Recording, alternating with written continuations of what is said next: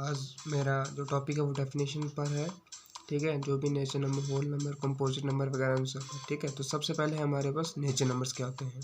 ठीक है, बोलता है जितने भी हमारे पास काउंटिंग नंबर्स होते हैं उन सबको हम नेचर नंबर से बोलते हैं। ठीक है, या जो भी नंबर्स जो है हमारे पास 1 से लेकर 100 तक, उनको भी हम नेचर में बोल सकते हैं। मतलब कि जो भी नंबर 1 से स्टार्ट होते हैं उन सबको हम क्या बोलते हैं कि वो हमारे क्या है, नेचर नंबर्स हैं। ठीक है, उसके बाद होल नंबर्स। होल नंबर कहता है कि अगर नेचर नंबर में अगर हम इंक्लूड करते हैं ज़ीरो को, ठीक है, हमने नेचर नंबर पढ़ा था 1 2 3 4 5 6 1, अगर 1 से पहले हम ज़ीरो डाल दें तो वो सब हमारे पास होल नंबर बन जाते हैं। नेक्स्ट है इंटीजर्स। ठीक है, इंटीजर्स में हमारे पास नेगेटिव भी आते हैं, पॉजिटिव भी आते हैं, उन सबको हम इंटीजर्स बोलते हैं। ठीक है, मैं डेफिनेशन नहीं रीड कर रहा। ठीक है, आपको यहीं से मतलब कि डेफिनेशन को समझ लेना, बिल्कुल सिंपल वर्ड्स में है। उसके बाद है इवन नंबर्स। ठीक है, इवन नंबर्स हमारे पास वो होते हैं जो कंप्लीटली डिविजिबल बाय 2 हो, उसको हम बोलते हैं इवन नंबर्स। फॉर एग्जांपल 2 4 6 8 है हमारे पास।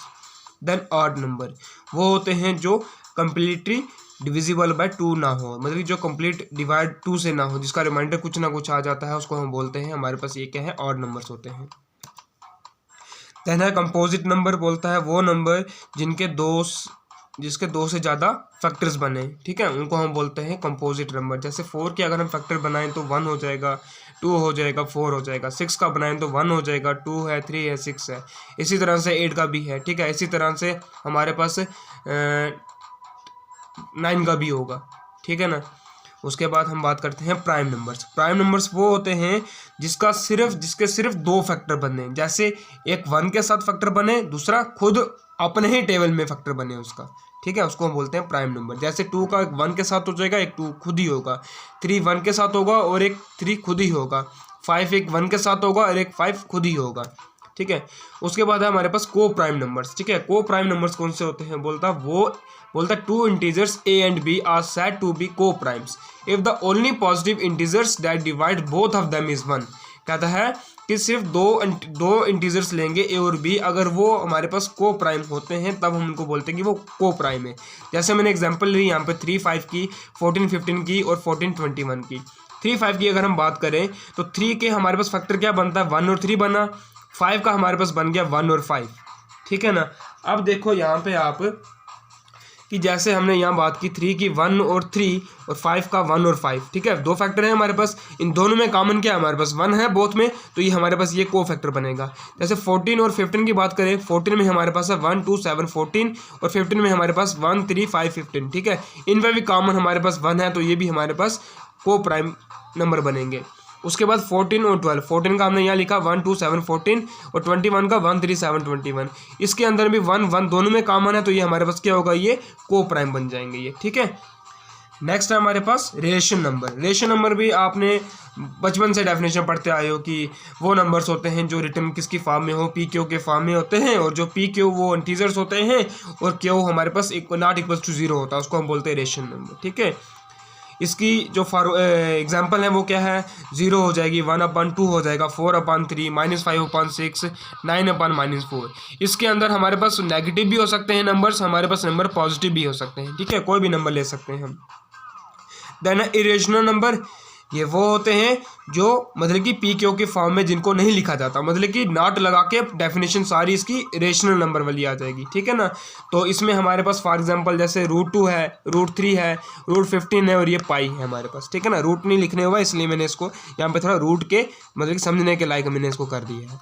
ठीक है, नेक्स्ट है हमारे पास लास्ट में रियल नंबर्स कौन से होते हैं।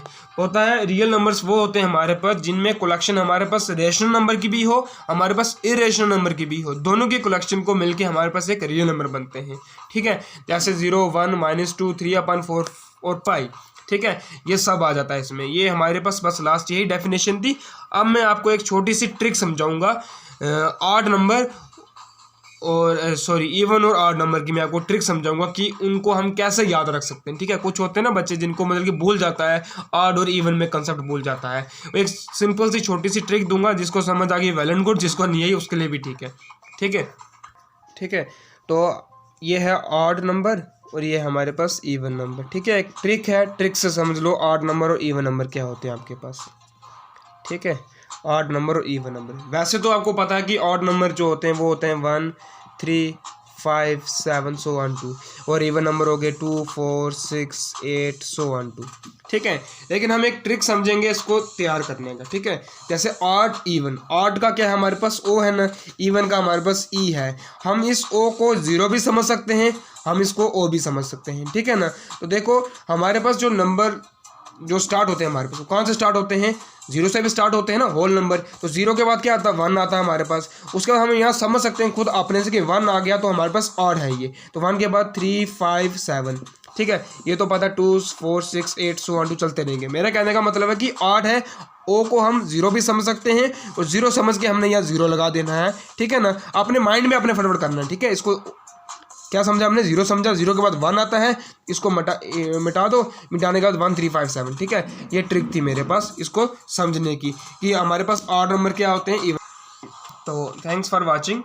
तो मुझे लगता है कि जो मैंने आपको नंबर सिस्टम में जितने भी मेरे पास जो भी डेफिनेशन थी वो सब आपको समझाई मैंने, आपको अच्छे से समझ आ गई होगी इसमें। तो नेक्स्ट जो वीडियो है वो मेरी आती रहेंगी। तो प्लीज़ फ्रेंड्स मेरे चैनल को लाइक शेयर एंड सब्सक्राइब कर दो। ठीक है, ताकि मेरी नेक्स्ट जो भी वीडियो वो जल्दी से जल्दी, लेकिन सबसे पहले आप तक पहुंचे और आप उसको देख सको।